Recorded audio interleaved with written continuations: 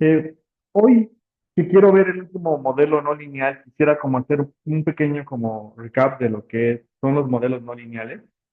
Entonces, un poco para que dimensionemos como dónde estamos parados y cómo es y qué tipo de conocimientos son los que ya en general deberíamos tener en este momento. Entonces, en general, la teoría del modelo lineal clásico que da pie al modelo de la forma y igual a x por beta más epsilon, que conocemos como modelo lineal clásico y que cumple un montón de supuestos. Es un modelo que, desde mi punto de vista, es muy poco frecuente, ¿no? En realidad, lo que es más frecuente son fenómenos que están asociados a diferentes situaciones. Y la mayoría de esos fenómenos tienen un comportamiento no lineal. Entonces, digamos que este primer modelo es el modelo más clásico, que es un modelo lineal, pero cuando hablamos de modelos no lineales, hablamos de diferentes tipos de modelos no lineales, ¿no? Entonces, yo primero, el primer modelo no lineal que enunciaría sería el modelo de respuesta binaria. Entonces, en este punto, lo que ustedes observan es una variable que solo puede obtener dos resultados, cero o uno. Y este tipo de modelos los pueden estimar como si fueran un logic o como si fuera un probit. Luego, los siguientes conjuntos de modelos no lineales que vimos fueron los de respuesta múltiple. Y en este caso, la Y que enfrentamos fue una Y que podía tener valores desde cero, uno, hasta J mayúscula. Y dentro de estos había de dos tipos. Unos que los llamamos como nominales y otros que le llamamos ordinales. Y cualquiera de ellos se puede estimar con una función logic o con una función probit. Pero en general, digamos, la respuesta es esa, ¿no? Modelos no lineales, binarios, múltiples, y dentro de los, digamos, de los múltiples, podríamos pensar que hay una subcategoría, pero prefiero ponerlo un poco aparte y decir que esa subcategoría de modelos que están aquí adicionalmente son modelos que vimos, que conocimos como modelos de conteo. Y esos modelos de conteo, asumimos que la variable y tiene posibles respuestas que van desde cero, uno, 2, así hasta una condición j. Y la diferencia respecto de los modelos de respuesta múltiple es que estos asumen el número de veces que ocurre un fenómeno. Y estos los estimamos, al menos como lo hicimos aquí en clase, lo estimamos a través de una función Poisson. ¿Sí? Pues digamos, ahí están como los modelos no lineales que vimos que son de respuestas categóricas. Piénsenlo de esa manera, ¿no? Son como de respuestas categóricas. Pero uno, categorías múltiples, y dentro de categorías múltiples hay nominales, ordinales, y hay de contexto.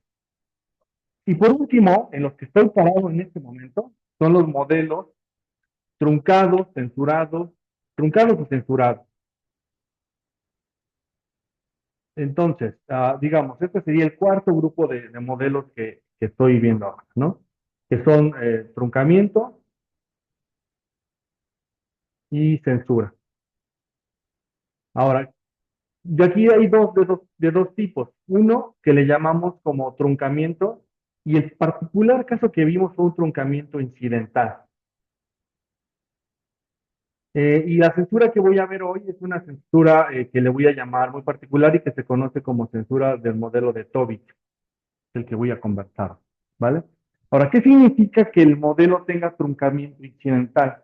Significa que el fenómeno es no lineal porque requerimos observar primero un fenómeno adyacente que nos dirá si es que un fenómeno subsecuente ocurre o no ocurre.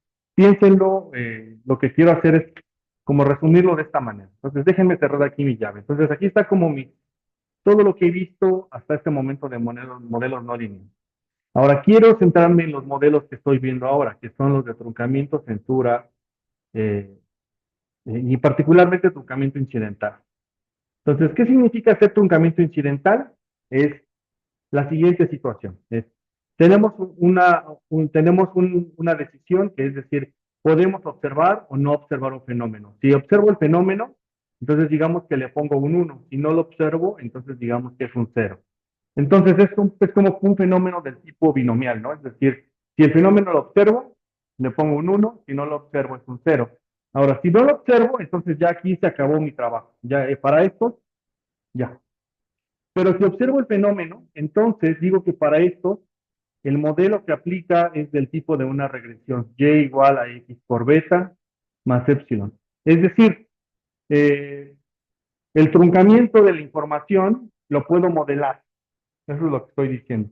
Ahora, si ustedes extienden este planteamiento, lo podrían extender incluso para otras situaciones. Es decir, piénsenlo un poco así, como en el caso del ejercicio que vimos la clase pasada, de que observábamos el salario que determinaba el salario de las mujeres que enfrentaban el mercado laboral en función primero de que tomaban la decisión de estar o no estar en el mercado laboral.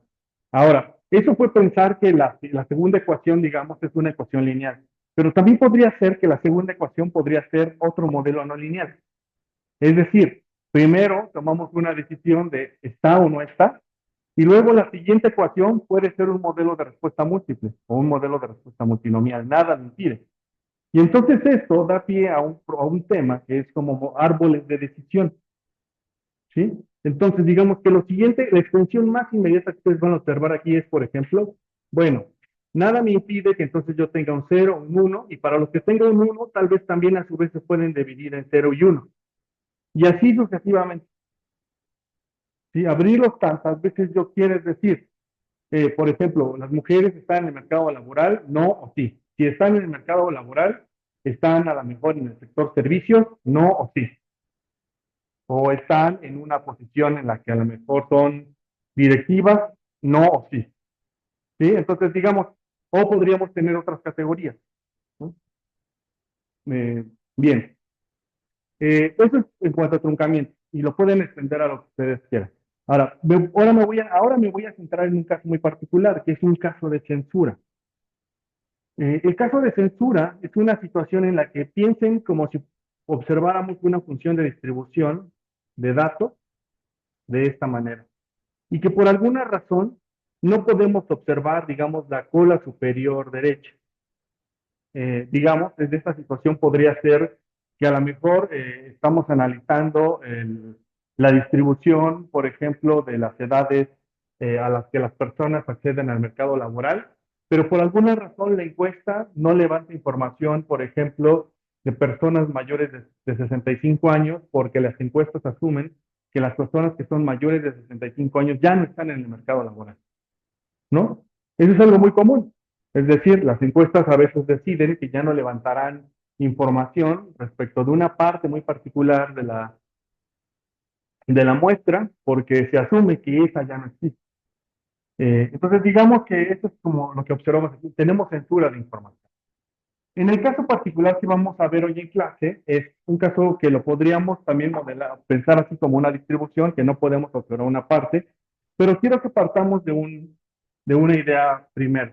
El caso que voy a ver hoy en clase asume la siguiente estructura. Supongamos por un momento que quiero determinar cuánta cantidad de gas, por ejemplo, los hogares deciden demandar y a qué precio lo demandan, ¿no?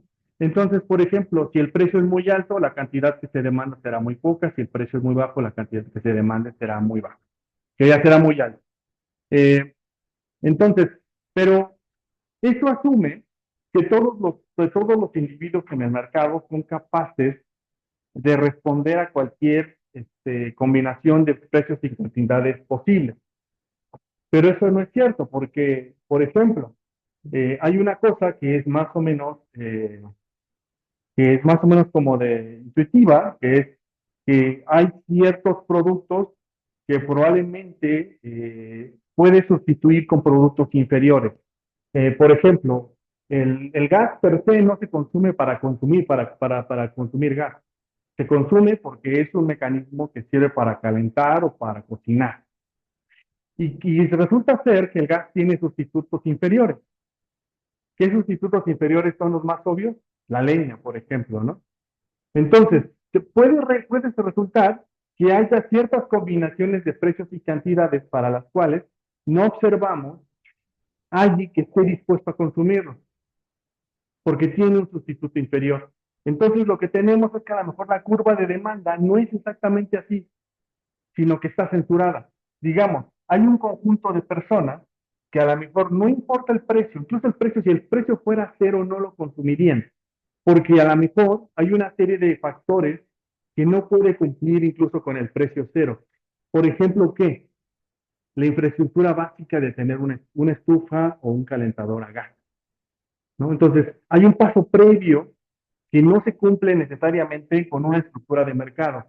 Entonces, digamos, si ustedes hicieran una política pública y se enfocaran únicamente en disminuir el precio, su política pública estaría incompleta, porque asumirían que la solución del problema de mercado o la falla de mercado que están analizando solo se soluciona con precios, y no es cierto, ¿no? Esta falla de mercado se soluciona con otro tipo de situaciones también.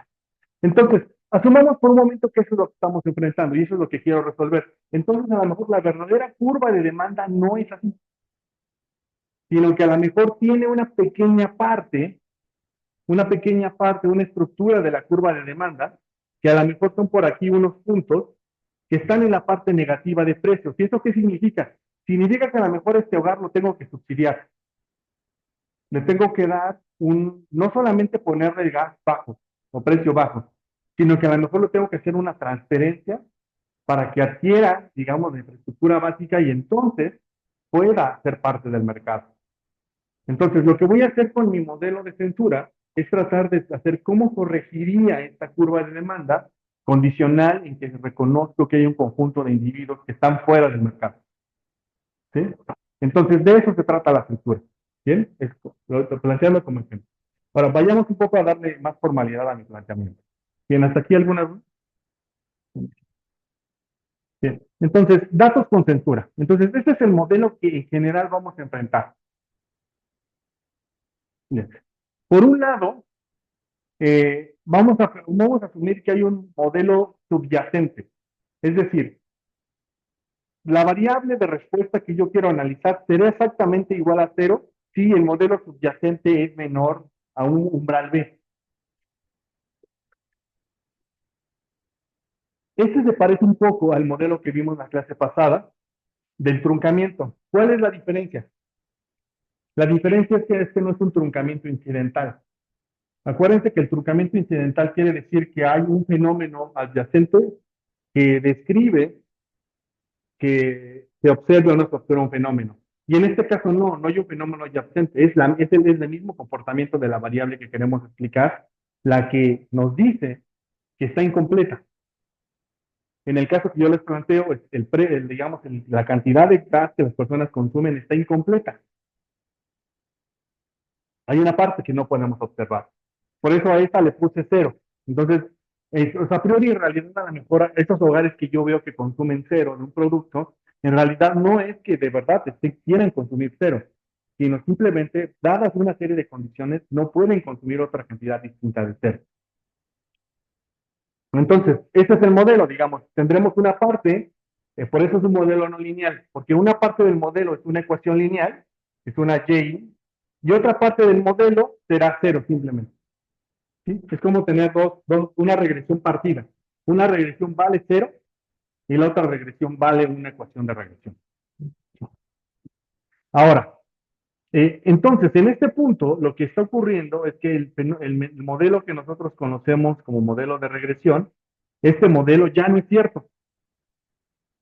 Esto no es cierto ya. Lo que sí es cierto es que la ecuación, la que sí es una ecuación lineal, es el modelo subyacente, pero la variable que observo no. El modelo subyacente sí. Entonces, digamos, es un poco como esta abstracción que hacemos. En mi cabeza, en mi teoría microeconómica, la curva de demanda es como yo la conozco. Pero en mis datos no es así. ¿Sí? Está incompleta. Entonces, ¿cómo lo corrijo? ¿Cómo corrijo este fenómeno? Sin perder que detrás yo sé que el modelo teórico dice que la ecuación debería ser de una forma particular. Bien, lo voy a corregir de la siguiente manera. Y es una corrección bien, bien sencilla. Es, el modelo entonces se va a corregir de esta manera.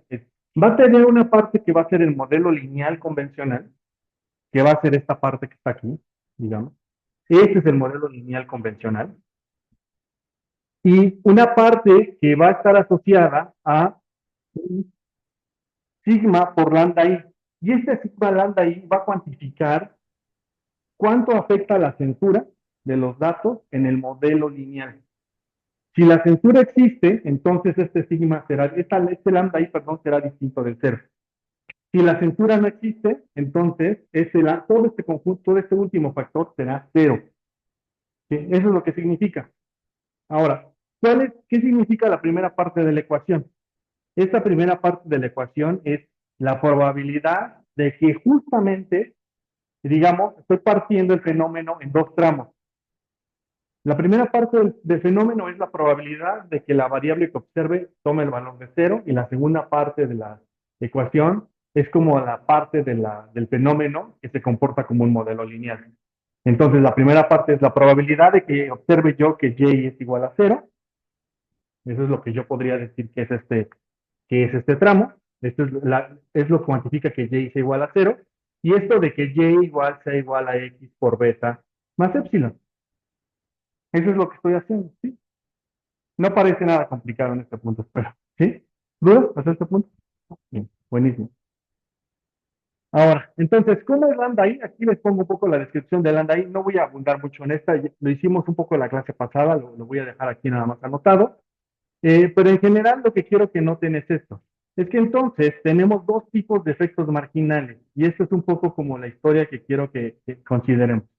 Tengo un efecto marginal incondicional, perdón, condicional. El primer efecto marginal es condicional, es decir, ¿cuál es el efecto de la variable k sobre la media condicional en que reconozco la censura? Por eso tengo aquí la función de probabilidad. Y el segundo es el efecto marginal incondicional. Es decir, aquí es cuál es el efecto marginal de la variable k sobre el modelo subyacente. Ya. Es como vivir en dos espacios. Es como, siempre la analogía que me gusta hacer aquí, es como a las personas que nos gustan las películas de Marvel. este, bueno, creo que la mejor manera de pensarlo es así. Hay un capítulo de The Big Bang Theory en el que el chico que vende historietas discute con, creo que es Leonard, el personaje, el otro personaje, y discuten sobre si alguna de las cosas que ocurren en los cómics son posibles o físicamente imposibles. Y la respuesta del chico que vende historietas es muy sencilla. Le dice, si no vas a creer en estas cosas que se dicen en las historietas, entonces ya no tiene ningún sentido que leas historietas, porque no te asumes dentro del universo de las cosas que pueden ocurrir en las historietas, ¿no? Entonces piensen que el efecto marginal que tengo aquí es así. El efecto justo arriba es condicional en que no creo que ocurra lo que está en las historietas. Es decir, ¿cuál es el efecto marginal de la variable k? Ajustado porque la probabilidad de que ocurra lo que está en las historietas, ¿no? Si la probabilidad de lo que ocurre que está en las historietas es nula, pues ya el efecto marginal es nulo, ¿no? Se acabó. El segundo que está abajo es condicional en que vivo en el universo de las historietas, entonces yo le creo a todo el efecto marginal. ¿Sí? ¿Vale? Ok, buenísimo. Vayamos entonces a hacer una estimación. En la clase, ¿dudas aquí? ¿No? No. Ok. Entonces voy a trabajar con el modelo de censura, que es la clase 10. Para esto voy a necesitar que descarguen el dataset que se llama gaslp.dta y el que se llama tobit.py, que es el script que nos va a permitir estimar el modelo de Tobit. Entonces, primero voy a conectar el Jupyter Notebook a Colab. Ujú.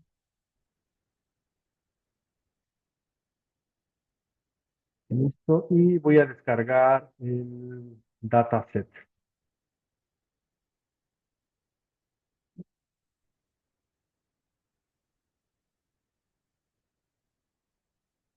y el script de Python que se llama Tobit. Ya que los tienen descargados, entonces simplemente lo suben a la carpeta de Colab.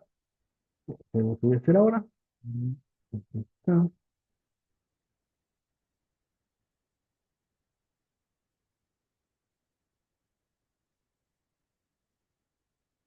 Y denle unos segundos, porque el archivo de gas LP se tarda un poquito. Listo.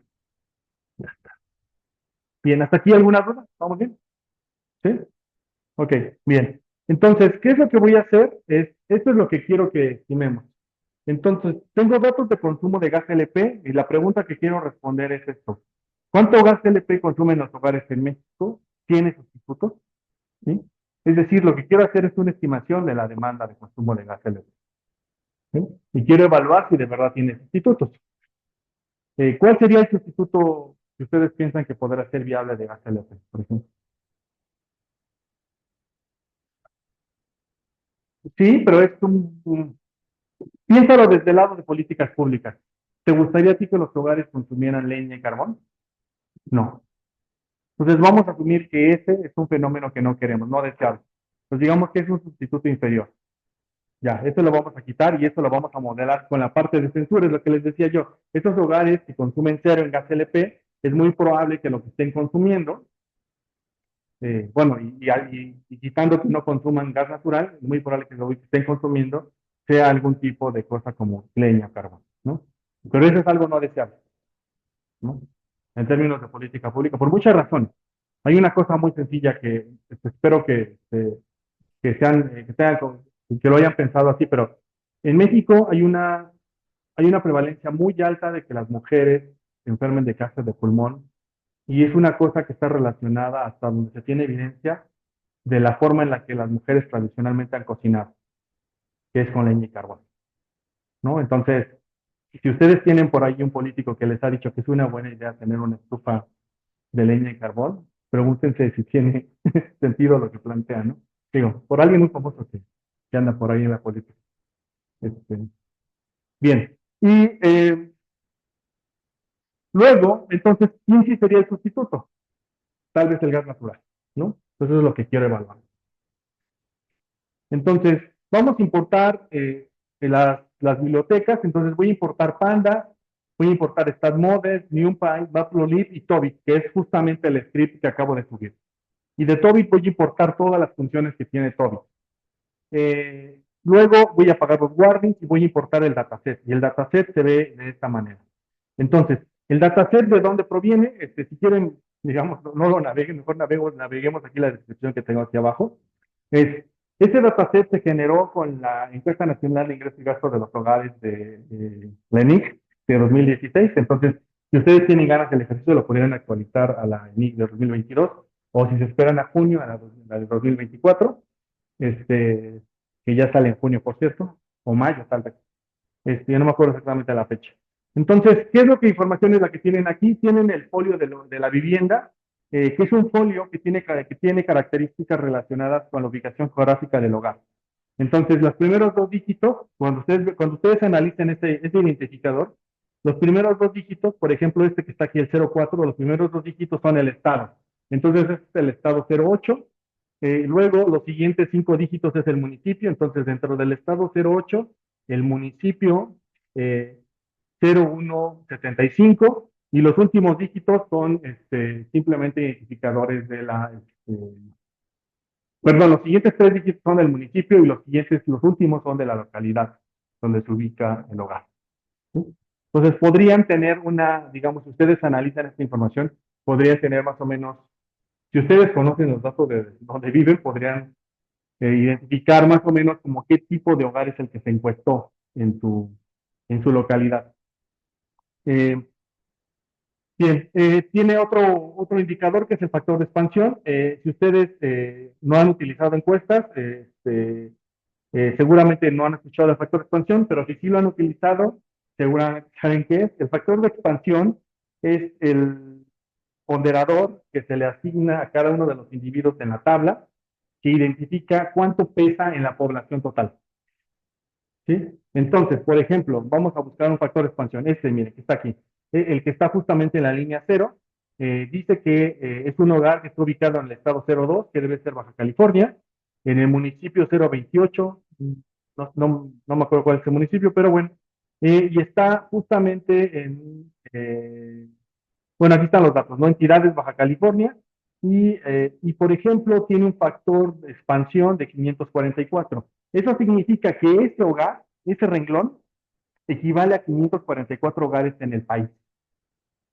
¿Sí? Entonces, las encuestas se realizan, se les asigna un factor de expansión para poder luego extrapolar los resultados hacia la población.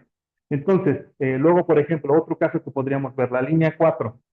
La línea 4 dice que el hogar está ubicado en Chihuahua y el factor de expansión es 530. Quiere decir que este hogar equivale a 530 hogares del país, ¿no? Entonces, si ustedes suman toda la columna de factor, si hacen la suma completa, les debe dar casi los 130 millones.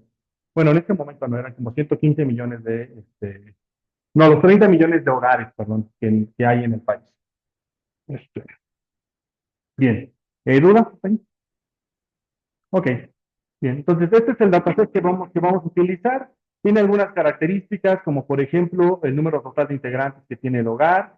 Oye, ¿qué más tiene? Tiene la longitud y la latitud del hogar, tiene si el hogar está en zona rural zona, o no, tiene un indicador de superestructura del hogar, si tiene estufa, si tiene calentador, tiene el ingreso corriente, tiene un indicador de deciles de ingreso, entonces digamos que ya tiene asignado el decil de ingreso al cual corresponde el hogar, tiene el gasto que hace en gas LP y en electricidad y en logaritmos, y tiene el gasto en carbón, en gasto en leña, en diésel, en todos los combustibles que utiliza para calentar. Y la última es una dummy de acceso a gas natural. Este es un dato que viene fuera de la ENIC, este no viene propiamente de la ENIC. La manera en que se construyó esa variable es la siguiente, es decir, se tomó el mapa en el cual hay cobertura de gas natural, y luego ese mapa se correlacionó con las localidades que dice que tiene el ENIC. Entonces, si en tu localidad, si en la localidad existe acceso a gas natural, se puso 1. Si en la localidad no hay acceso a gas natural, se puso 0. ¿Por qué? Lo que quiero cuantificar con esa variable es el efecto que tiene que en tu localidad exista el sustituto, porque el gas natural no existe en todas las localidades, ¿no? Entonces, si en tu localidad existe el sustituto, lo que deberíamos de ver es que el coeficiente asociado a esa variable debe de ser positivo, porque lo que implica es que es posible que pueda sustituir el gas natural con que diga el gas LP con gas natural, ¿no? Lo que quiero cuantificar es ese grado de sustitución. Bien, ¿alguna duda con eso? Ok, bien. Entonces vamos, entonces la variable que quiero utilizar es esta. Noten que es el logaritmo natural de gas LP. ¿Y qué es lo que pueden observar en el logaritmo natural de gas LP? Que tiene datos nulos. Entonces, eso significa que hay hogares que no consumen gas LP. Entonces, tengo un problema, entonces aquí lo que tengo que preguntarme es una pregunta que a veces puede ser difícil de responder. ¿Es un proceso de censura o es un proceso de truncamiento? ¿Sí? Si es, ¿cómo lo respondería? Bueno, no es trivial, la verdad. O sea, cuando ustedes se enfrentan a este tipo de cosas, no es trivial responder. Eh, Incluso alguien me podría debatir que tal vez lo modelé mal, esto debería ser truncamiento, lo cual estoy dispuesto a escuchar, por cierto. Porque alguien me podría decir, yo creo que eso es truncamiento porque, digamos, que el proceso de selección de si el hogar consume o no consume gas LP depende de un proceso subyacente que es una decisión, ¿no? Alguien me podría decir eso, estoy de acuerdo. Podría ser que a lo mejor hay una decisión relacionada con eso. Pero los que estamos en contra de eso, y me incluyo en ellos, es que en realidad no es que haya un proceso ahí, sino simplemente es una falta de ingreso. Y como es una falta de ingreso, no es necesariamente un proceso, sino simplemente es aquellos hogares que no están consumiendo gas LP, es porque no tienen las condiciones económicas que les permita llegar a la infraestructura mínima básica, que sería tal vez tener un calentador asociado a gas LP o tener una estufa, ¿no? Entonces, por esa razón yo digo que es censura y no es truncamiento, ¿sí? Pero se puede discutir, de hecho, ¿sí? Entonces, voy a modelar este fenómeno como censura.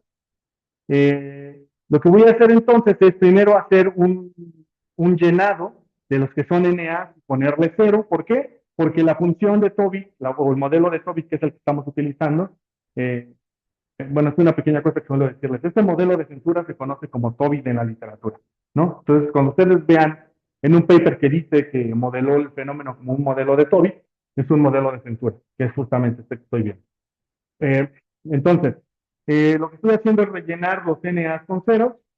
¿Por qué? Porque la función que voy a utilizar para hacer la estimación reconoce que los que son ceros son censura y los que son unos son no censurados. O los que son distintos de cero. Bien, voy a hacer un pequeño plot para que vean cómo se ven los datos, ¿no? Si hago un histograma del consumo de gas LP, de gasto en gas LP, ¿qué es lo que yo vería? Es esto. Vean, entonces la mayoría de los hogares dice que está casi en cero y hay muy pocos que están hacia allá. Entonces, digamos que esto es la frecuencia gasto en gas LP y la frecuencia del gas. Pero eso es porque hay muchos que tienen cero. Vamos a quitar los que son cero y vamos a dejar solamente los que, por ejemplo, ¿cuál es la frecuencia de hogares que de los que consumen, bueno, de los que tienen gas LP y los que tienen gas, pero los que, no, los que tienen gastos en gas natural cero serían estos. Y vamos a ver cuántas columnas hay en esto. Bien, para todas estas columnas, lo que voy a hacer es lo siguiente, voy a quitar todos los valores que son NA. Entonces voy a tratar de dejar una tabla que sea más o menos trabajable porque tiene muchísima información de NA. ¿Y cómo lo noté? Porque cuando hice esta gráfica de histograma, me parece muy extraño que la mayoría de los hogares estén aquí en cero y es muy probable que haya información que esté en uno. Entonces los voy a quitar. Le quitamos los nulos y noten cómo es que venimos reduciendo la tabla. Pasamos de 65,000 hogares a solo 14,000 hogares. Entonces, de los 65,000 hogares que tengo disponibles en el dataset, solo tengo 14,000 para los cuales tengo información suficiente para poder hacer una estimación. ¿Sí? Entonces, hay muchísima información que está fuera del, que no está completa. Ese es probablemente uno de los grandes retos que tiene esta estimación que les voy a plantear. Voy a seleccionar los datos de esta manera. Entonces, primero, voy a seleccionar todos aquellos que gastan al menos un peso en gas LP. Y para eso simplemente son 8,000. Entonces, lo que estoy diciendo es básicamente que de los 14,000 que tienen información completa, solo 8,000 gastan en gas LP. Entonces, hay como 6,000 que no. Entonces, digamos que los 6,000 son los que están censurados y los 8,000 son los que no están censurados. Es un poco como está la partición de los datos. Veamos ahora cómo se ven el histograma de los que gastan positivo en gas LP. Se ve de esta manera, ¿no? Entonces, esto que está aquí abajo son pesos, entonces es el gasto promedio mensual en gas LP. Pues en este momento, 2016, era como 500 pesos, un poquito menos de 500 pesos, tal vez 300 pesos, gasto promedio mensual en gas LP, lo cual no parece que sea como nada que salga de la realidad que más o menos conocemos, que ese sería como un gasto promedio habitual. Luego le voy a quitar los datos que son aberrantes, o sea, no me quiero quedar con estos que consumen más de 700. Creo que lo correcto sería trabajar únicamente con los que están entre 0 y 700. Y para eso vamos a ver su plot y se vería de esta manera. Entonces aquí se ve más o menos, de hecho aquí una cosa interesante es que aquí ustedes pueden ver que hay como dos distribuciones. Hay un conjunto de hogares que gastan como por acá, como cerca como de entre 100 y 300 pesos al mes, y hay otro conjunto de hogares que gasta como cerca como de 350, 500 pesos al mes. En su momento, cuando realizamos esta investigación, un poco lo que explicábamos por qué esto ocurría, era porque estos hogares que están aquí consumen incluso un tipo de cilindro distinto. ¿Sí? Entonces, por ejemplo, estos de acá consumen un cilindro de 20 kilogramos y estos de acá consumen el otro, creo que es de 30, ¿no? Si no mal recuerdo, es un poco más grande. ¿Sí? Entonces, una cosa tan sencilla como esto, como la forma en la cual se empaquetan las cosas, puede determinar incluso cómo se distribuyen los consumos. Bien. Ahora, si lo que voy a hacer entonces es trabajar con un data frame. De los 14,000, le voy a quitar a aquellos que consumen más de 700 pesos en gas y me voy a quedar con 13,000 registros. Y con esos 13,000 registros, repito mi histograma y en efecto lo que tengo aquí, esa columna que está aquí, que es la de cero, es la censura y todos estos los que están de acá son datos no censurados. Si pueden ver cómo es que se ve claramente que estos que están en cero, si yo, si yo hiciera el símil de una distribución, lo que ocurriría con estos que están en cero es que el fenómeno en realidad es así. Lo que en realidad está ocurriendo es esto. Si yo pusiera una distribución, lo que tendría es que de verdad lo que debería ver es esto. Aquí está el consumo medio y esa es la distribución que debería de ver. Pero no estoy viendo eso. Lo que estoy viendo es que a partir de aquí, del cero, los datos se censuran en cero y se acumulan aquí. Por eso es que la curva aquí se crece y se acumula todo esto, todo este tramo aquí. Eso es lo que estoy observando. Entonces, para todos los que están fuera, detrás del cero, para todos estos, en realidad no estoy observando el fenómeno. Están censurados para mí, ellos. ¿Sí? ¿Hasta aquí alguna duda? ¿Estamos bien? Ok. Entonces, por eso es que veo esta acumulación del cero, porque lo debería de ver continuo hacia acá, pero no lo veo. Ahora, vamos a hacer un último scatter plot antes de hacer la modelación, y es simplemente el scatter plot es la relación entre gasto e ingreso, y entonces resulta ser que, pues sí, parece que hay una relación positiva, entre más ingresos se consume más, pero no es tan clara. ¿Por qué? ¿Por qué ocurre eso? ¿Por qué el ingreso per se no hace que el gasto se incremente más? ¿Por qué no veo una relación como diría la teoría microeconómica, que es decir, que a mayor ingreso se consume más de un bien? ¿Cuál es la razón particularmente en este bien?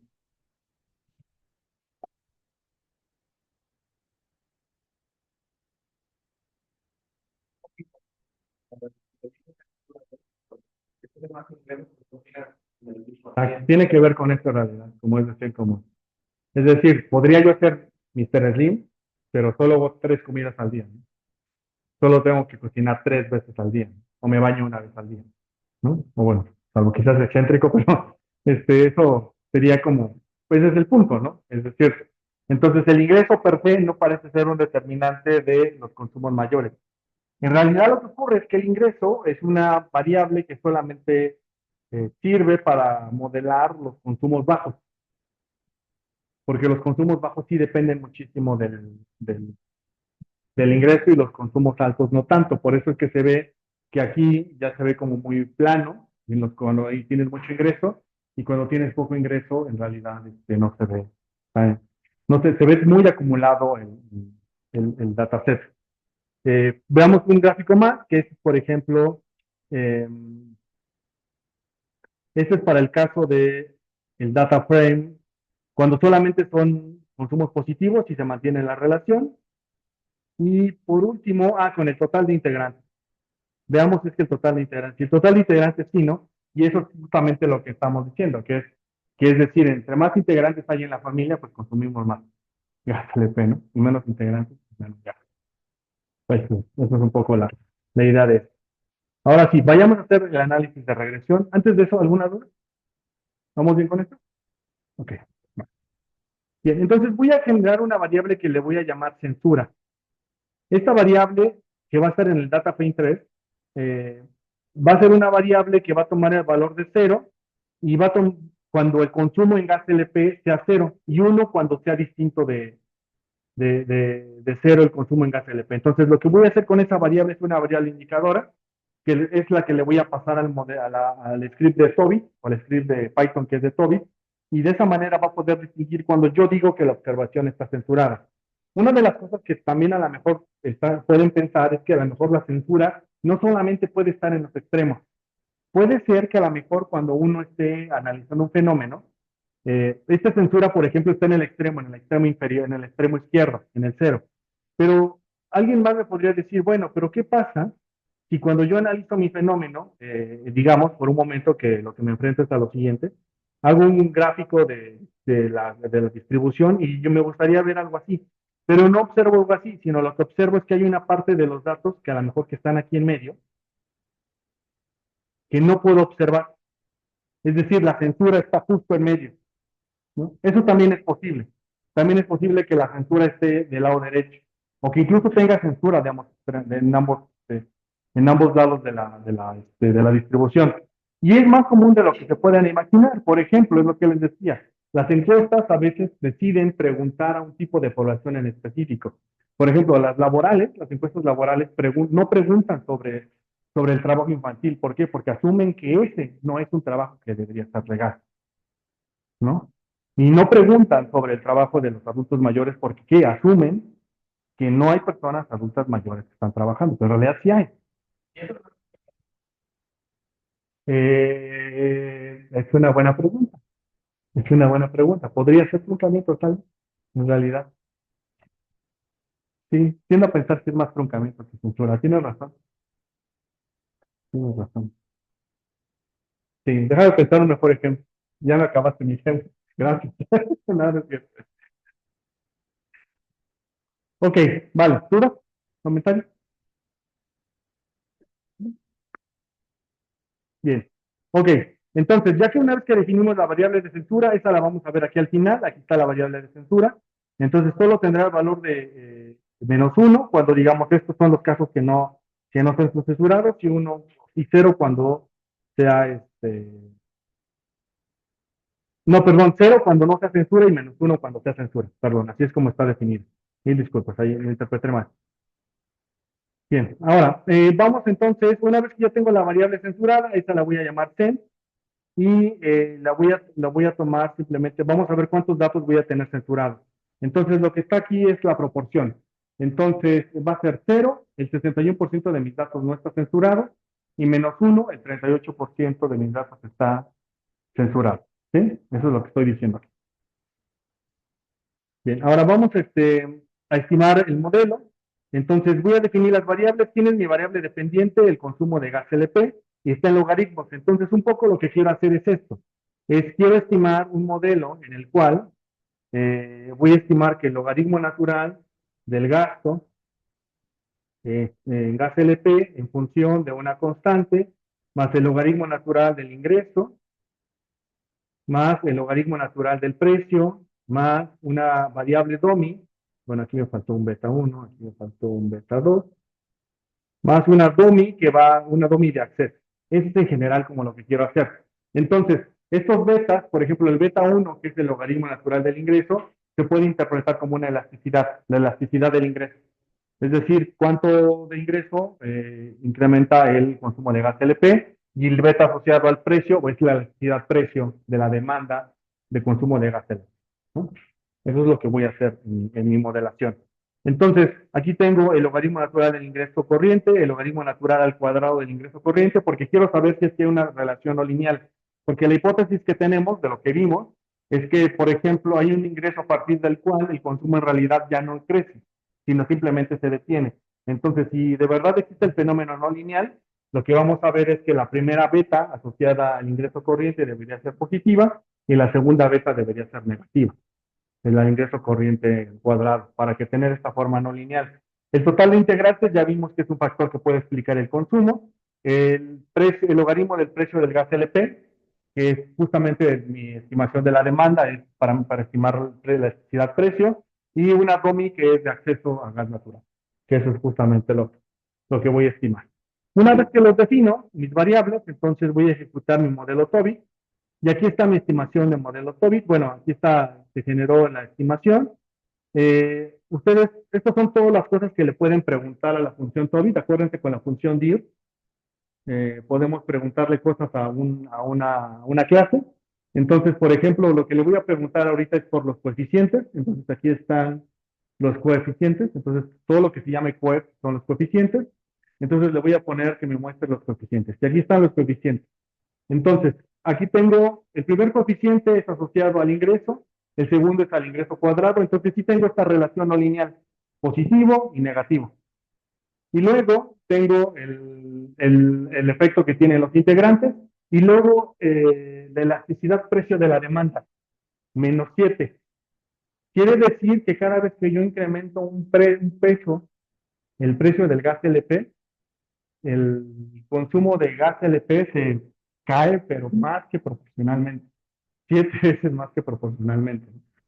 Entonces, la variable de acceso quiere decir que esta sí es una variable que restringe el consumo de gas LP. Es decir, si es un sustituto, porque esta es una DOMI. Si en tu localidad, eso es lo que mide esta DOMI.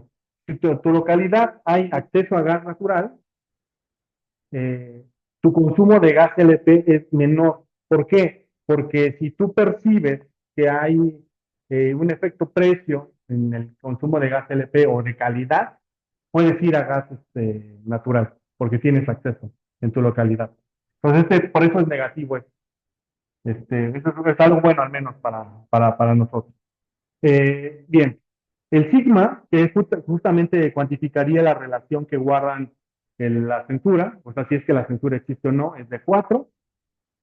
Y vamos a hacer ahora, voy a hacer unas adecuaciones para estimar un modelo LS, que sería el modelo alternativo. Es decir, si yo no reconociera la censura, habría hecho un modelo LS. Eso es lo que habría hecho, ¿no? Dice, ya, no sé, no entiendo la censura y no importa, voy a hacer un modelo LS. Entonces, noten si hago un modelo LS, estos son los valores que me daría. El ingreso corriente tendría este coeficiente y justamente se mantendría la relación la relación no lineal. Es decir, el ingreso corriente, el primer coeficiente es positivo y el segundo es negativo, entonces sí se tiene esta forma de curva. El total de integrantes, en efecto, aporta positivamente, pero noten cómo es que la elasticidad precio es -4. ¿Sí? Entonces, ahorita comparamos estos dos. Entonces, ¿qué significa eso? Comparemos un poco las estimaciones. Entonces, en el caso particular del precio, de la elasticidad precio en un modelo TOBI es -7 y en un modelo OLS es -4. ¿Ustedes creen que tiene sentido ese resultado o no?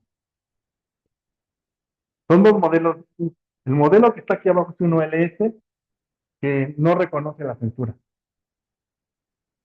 y el que está aquí arriba sí.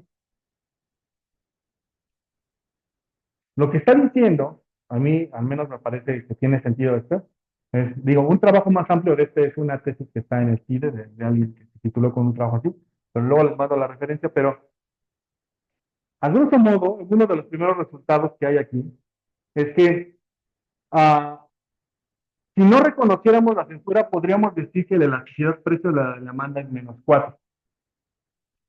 Es decir, pero condicional en que yo sé que hay censura, la elasticidad es -7. Entonces, eso quiere decir, un poquito como les decía yo, si vivimos en el mundo de Marvel, es decir, si sí le creemos al mundo que hay censura, es decir, que los hogares, que la curva de demanda se comporta distinto, sí considero que hay hogares que no están consumiendo, pero que no estarían dispuestos, es decir, estoy en el mundo de Marvel. En realidad, la necesidad precio de la demanda es más alta de lo que yo estimaría si no reconociera que hay hogares que están dispuestos a consumirlo, pero que en este momento no lo están haciendo por otras razones.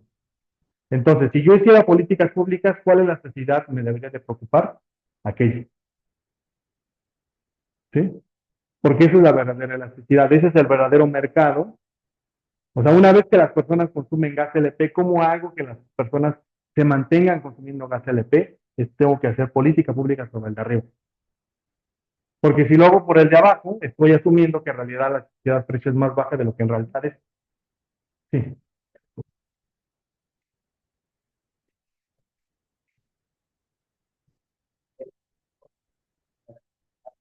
sí. También, también es eso, sí, porque aquí está justamente la de acceso también. Buen punto. Sí, sí, exacto. Nota, exacto, esa es una buena observación. Nota que la última es la de acceso, y la de acceso, por ejemplo, es negativa en el caso con la censura, y aquí es positiva. Y de hecho, si ustedes revisan esta casi estoy seguro que es lo significativa. Quiere decir que si en el mundo en el que no reconozco la censura, el gas natural no es una restricción para el gas LP.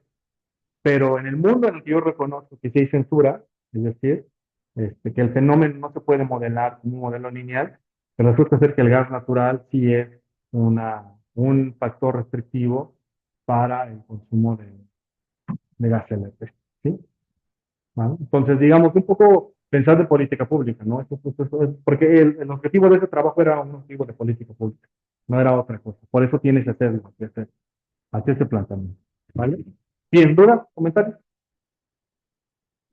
¿Cierras sugerencias? ¿No? Ok, Profe, excelente. Sí, sí, perdón, yo tengo una duda. Tengo una duda de cuando planteó, bueno, o sea, en la parte donde define que va a poner la variable de censura, en su caso 0 o 1, ¿cómo dentro de los datos, o sea, cómo se le asignó que ese dato iba a ser 0 y ese dato iba a ser 1? ok, vale. Me preguntan en línea cómo definimos la censura. La censura la definimos aquí arriba, en esta. Entonces, esa es la regla. Lo que primero que hicimos fue crear una columna que fuera puro ceros. Y luego esa columna reemplazamos los que consumen exactamente gas LP0, es decir, los que son los datos censurados, les pusimos un menos uno.